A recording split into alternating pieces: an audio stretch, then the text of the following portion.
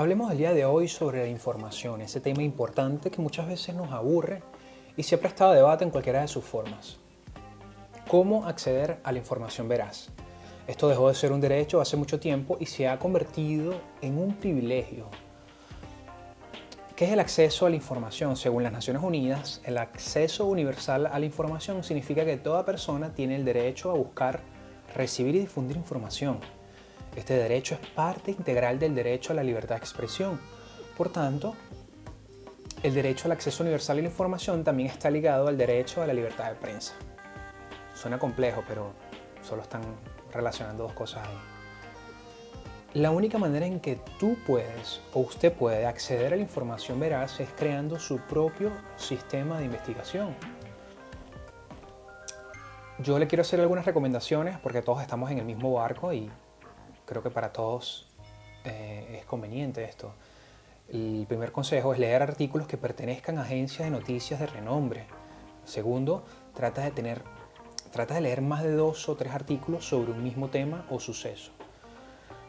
Preferiblemente, como dije antes, que sean de agencias conocidas. Como tercero, recuerda que muchos de los medios, incluso aquellos de prestigio, tienen una línea editorial.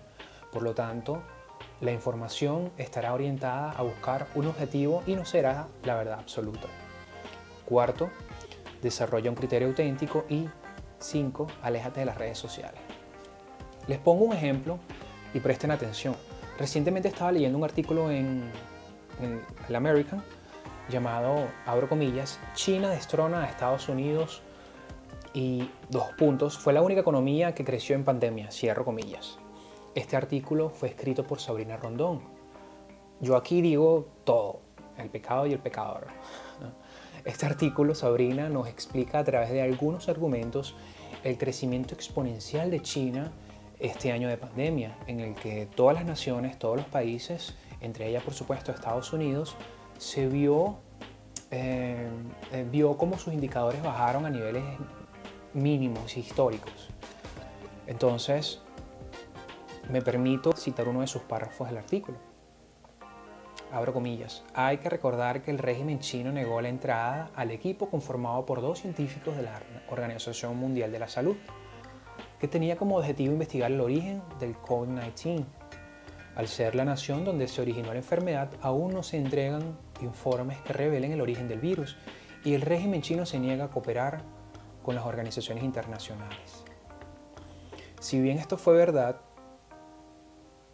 no lo fue al momento de publicar este artículo, 18 de enero del 2021. De hecho, al momento de publicar este artículo, ya habían pasado 4 días desde que la comisión de 13 personas había entrado a China a investigar el origen del virus. Si bien al inicio no entraron los comisionados a China, eventualmente lo hicieron. Lo digo porque yo le hice seguimiento a ese suceso. Y con esto no estoy diciendo que China sean buenos y malos por haberlo hecho, sino que la realidad política y cultural no es blanca ni negra. La realidad está compuesta por grises claros y grises oscuros. Y la única manera que nosotros podemos realmente saber hacia dónde va nuestro mundo es siguiendo los consejos que les di hace un momento. ¿Por qué les digo esto? Porque nuestra visión cultural, si no se siguen los consejos, si se sigue la forma en que nosotros estamos haciendo las cosas, nuestra visión cultural estará completamente prejuiciada por los caldos ideológicos que publican los medios. A mí también me molesta la influencia de China en el resto del mundo, pero en esta entrevista que se publicó en el American, no fueron objetivos en ese sentido. El otro ejemplo es que ellos citaron una entrevista que le hicieron al director de inteligencia John. China intends to dominate the world economically, militarily, and technologically. They intend to be the world superpower. ¿Por qué? Por el desarrollo tecnológico y el desarrollo genético que está teniendo China con sus supersoldados. El problema es que ni la CBS ni The American explican que esta tecnología está siendo desarrollada también por los Estados Unidos. El otro ejemplo, el crecimiento en los 3 meses que terminaron en diciembre se elevó a 6.5% con respecto al año anterior, por encima de 4.9% del trimestre anterior. Esto lo dice The American. Ellos mostraron los datos de la Oficina Nacional de Estadística, la ONE de China. Si bien la verdad es que el gigante chino cerró su PIB con un crecimiento interanual de 2.3%, que supone su peor retroceso desde los 70, recordemos que China ha venido arrasando con un crecimiento exponencial de décadas que se ha ralentizado en el año 2020.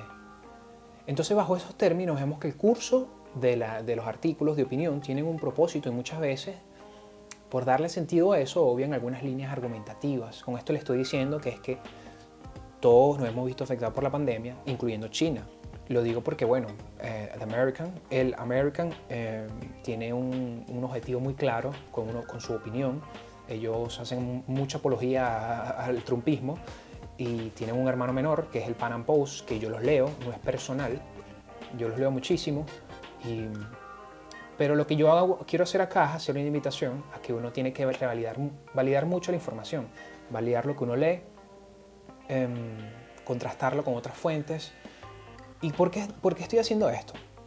Hace unos días publiqué mi podcast, mi último capítulo en mi podcast El Golpe, en el que hablaba sobre el concesionario Maranelli Motorsport. Ellos son un concesionario que ya tiene años en Caracas, pero la publicación o la noticia real es que ellos ya tenían muchos años trabajando y hay unos contrastes en la información. Pero en todo caso, lo que les debo decir es que la información no fue revalidada como tenía que haberlo hecho en mi podcast. Y yo alegremente publiqué mi podcast y hablé sobre el problema, indignado como todo el mundo probablemente. El problema fue que no validé la información y esta información es cierta parcialmente. Es decir, sí existe el concesionario, pero aparentemente dejó de operar o tiene años operando, entonces no fue, y las fotos que salieron en internet no eran reales o eran editadas o lo que sea. Entonces, bueno, y todo el mundo hizo eco de esto. Incluso cité al gran filósofo Eric del Búfalo. Y yo decía, bueno, todo el mundo habló sobre este tema y no nos dimos cuenta que todos estamos hablando sobre una noticia que no es cierta. Por ahí dicen personas que tuvo un propósito el hecho de que esta noticia haya sido publicada para tapar unas que también salieron, que fue el asesinato de una gente en La Vega y el secuestro de unos niños en unos barrios de Caracas por un grupo delictivo. Entonces, supuestamente esa noticia fue para tapar otras. Bueno, en todo caso, sería un tema para otro podcast. Pero yo quería hacer, y quiero congratularme en ese sentido, el podcast El Golpe está transitando a un mercado audiovisual y por eso estamos empezando a hacer videos en YouTube. Así que muchas gracias por escucharme. La reflexión queda ahí pendiente para todos nosotros, para mí, para los que me escuchan. Y bueno, espero verlos en una próxima oportunidad. Hasta luego.